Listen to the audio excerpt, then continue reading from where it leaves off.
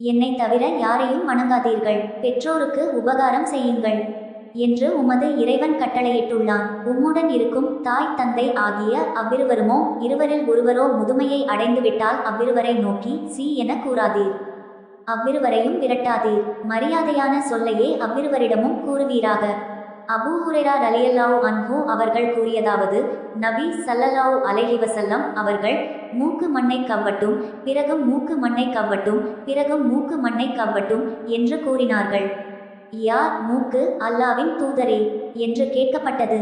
அதற்கு நபி அவர்கள், தம் பெற்றோரில் ஒருவரையோ அல்லது அவர்கள் இருவரையுமோ முதுமை பருவத்தில் அடைந்தும் அவர்களுக்கு உடலாலும் பொருளாலும் ஊழியம் செய்து அதன் மூலம் சொர்க்கம் செல்ல தவறியவரின் மூக்குத்தான் என்று பதிலளித்தார்கள். ஆகவே பெற்றோரை முதுமையில் நல்ல முறையில் கவனிக்க வேண்டும். கவனிப்பதால் கிடைக்கும் நன்மையின் முக்கியத்துவத்தை அறிந்து அவர்களுக்கு முதுமையில் அதிக பணிவிடை செய்யும் பிள்ளைகள்